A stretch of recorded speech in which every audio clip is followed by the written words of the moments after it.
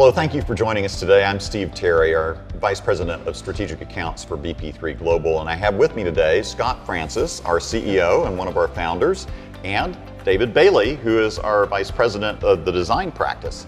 We're going to talk a little bit today about the evolution of BP3 and changes in the world of process automation.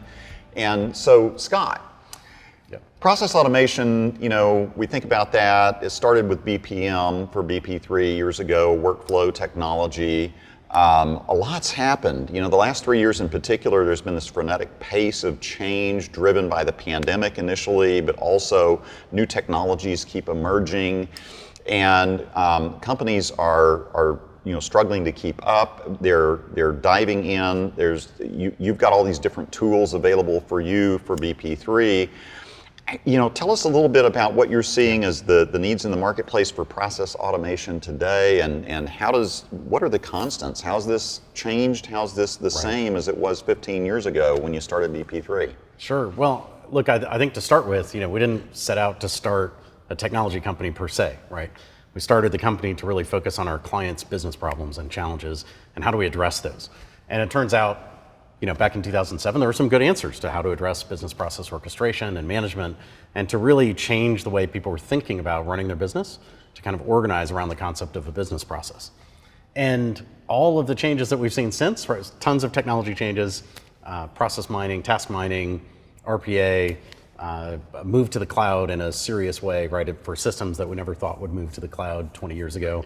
The ability to teleconference, was one thing, but doing video conferences and having that just accessible to literally everyone in an organization is another step change in capability. All of those things, however, are context for our work, right?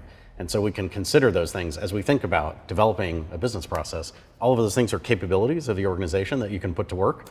And the key for us is, how do we get there faster, right? How do we help our clients get the results they want from their business processes faster than they could before? And that has led us down the path of adopting new technologies as they come out, figuring out how they play in, and becoming experts in them, but all around that lens of process. Yeah, so within that lens of process, I'm going to ask a leading question here, but I know that things have changed. Like when you started, you were doing a lot of Six Sigma lean activities, process mapping kind of things, and that's still important. But today, what are other things that you're doing to try and help make sure the right technology in the right place at the right time? Right. Well, I think a key thing that we learned is, if you want to change your business, you really want to change your business, you have to change your business processes. If you're going to change your business process, you're going to have to put them in software to make sure people keep doing it, right? That it survives and continues. And if you're going to put it in software, it would help if you really design good software, right? So we really learned early that design is a key element to how we deliver what we do for our clients. And we had to build a design practice from scratch to do it, right? To combine our focus on process with a focus on user experience, understanding the personal and people elements to these processes, and really address those. And I probably should let David speak to that. Yeah, so what we've seen is, by bringing design in early, we can make sure we're building the right solutions. And then by keeping the design team involved in that process and making sure you've got good user interfaces that are tested with actual users, you're going to have more successful applications that you're rolling out. You're going to have wider user adoption. You're going to have fewer support issues, less training needs. And all of that comes from bringing in design thinking into part of that process. And it goes all the way through rollout. Right, so on the back end of things, making sure that the application is meeting the user's needs and feeding into that iterative cycle of agile software development. Yeah. Fascinating. And I have to add to that too, that look, well-designed software is about how it really works. That's true for cars as well, right? A well-designed car is about how it works, not just how it looks, right? Well-designed software is about how it works. Well-designed processes are about how those business processes work, right? And I think that parallel journey between design and process is really what allows us to bring, just a distinct, unique value add to our clients.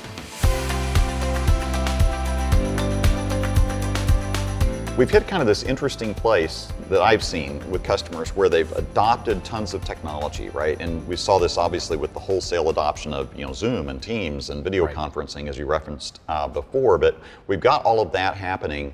For companies that are doing what they think are all the right things, they're using robotic process automation to get rid of repetitive tasks. They're using workflow to orchestrate their processes. They've got all the right tools, right?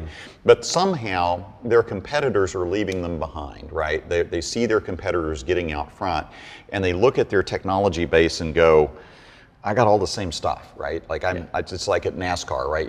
I got all the stuff in my car. Something's missing, right? Right. How do you help clients in that situation where they feel like they've stalled out in their progression with process automation?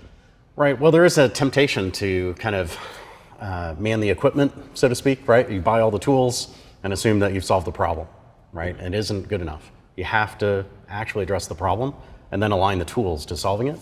And to me, this is a fantastic application of design in the way we do business with our clients.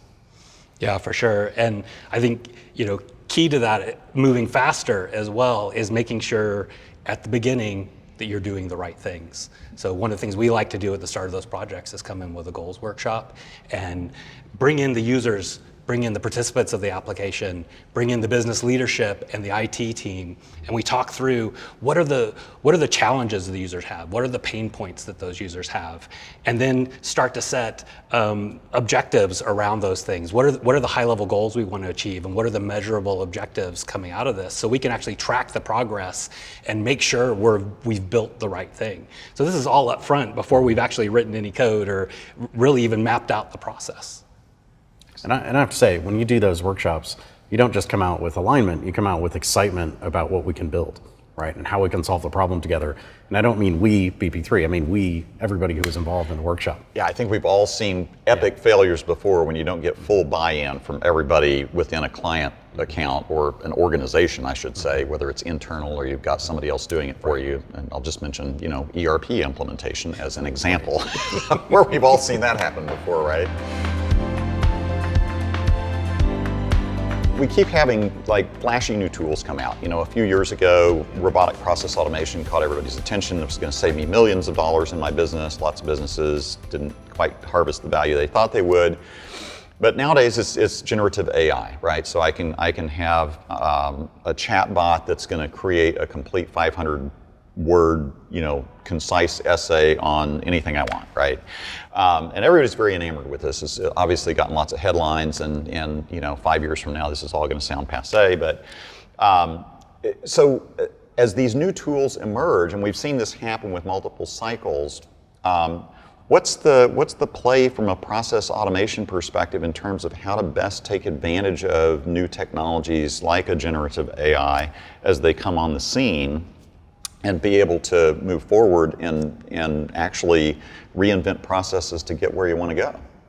Yeah, it all comes back to design thinking and looking for those opportunities inside of your processes where you can apply those new tools and those new technologies. And then having a great partner like BP3 who has an entire team that specializes in AI. One of the things our design team does as we're doing a lot of our discovery work is we listen for those cues about, this is a decision that we need to make, or this is a route or a calculation that needs to happen. And that cues our designers to go and talk to our AI team and say, hey, what could we apply here in this process to help our clients solve this problem and bring more value? I've got one more tip for our clients I'll give away for free here, which is, for free. Amazing. So whenever something new comes out and it's under the headline of AI, well, the joke in the industry, in the software industry, is that AI is what you call it when it doesn't work. And when it works, right. You give it a name. Facial recognition, heuristic search, Google, right, doing search on the web. That was an AI topic back in the day. Yeah. And once it starts working, you give it a name. So when it gets a name, it's time to figure out how to adopt it and how to incorporate it in your business and really get value out of it. If they're still calling it AI, just tread with caution, right? Get some help. And I think that's where BP3 can be a great help to our clients. Love it. Name it. If you name it, you can tame it, right? That's right. Well, thank you very much. I appreciate your time today, Scott. David, thank you for being with us and talking about process and design. And for all of you out there, thank you for your time and attention. And if you'd like to learn more about BP3, process automation, or design thinking, go to our website, go to our YouTube channel. Lots of great content out there. Thanks again.